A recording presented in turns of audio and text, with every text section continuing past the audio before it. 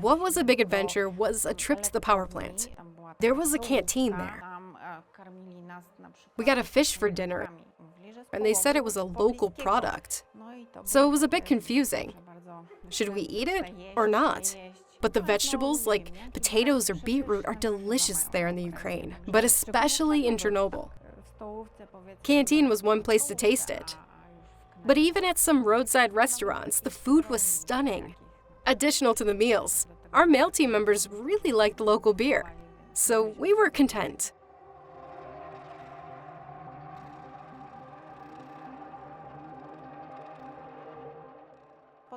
Then we got back to the zone. It always took a lot of time, driving almost off-road, or encountering some lying tree on the road that we needed to cut and move away.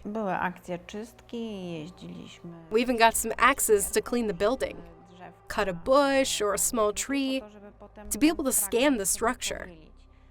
So we were looking for elements that we could scan, and then join together to have one complete scan.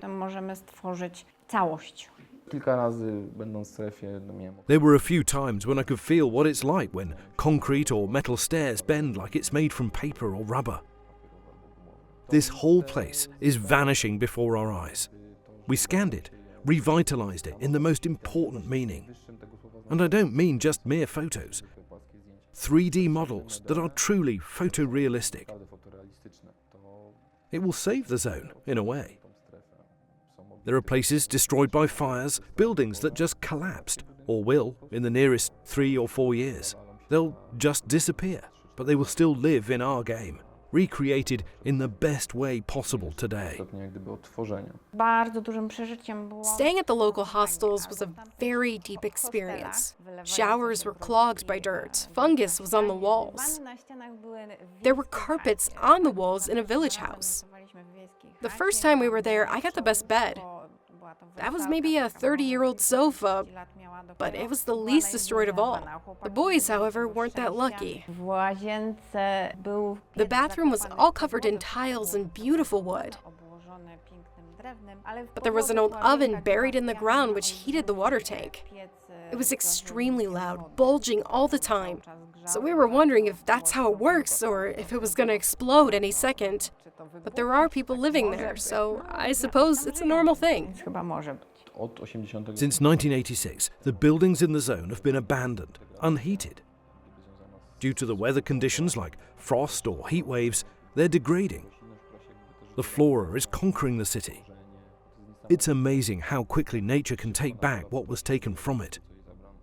You can't imagine it. It comes down to Pripyat.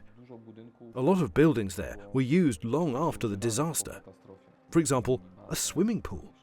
It was functioning long after the city was evacuated. Many shops or smaller buildings gave up and collapsed already. Not everyone knows that the Ukrainian army trains there sometimes with real ammunition and shoots at those buildings. All of those buildings were constructed from prefabricated elements. You can see how they repeated. So when needed, we would clean a space. Maybe we didn't use a broom or something like that. But we threw away a lot of destroyed items to have the best photo, or scan without the need to clean another place.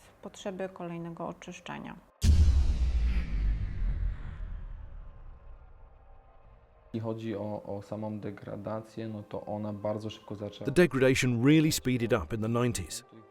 I don't know why, but lots of windows were broken then. For example, in Energetic, the buildings didn't have the most basic protection anymore. These closed windows could have stopped or slowed down this process, so now you can't really do anything about it.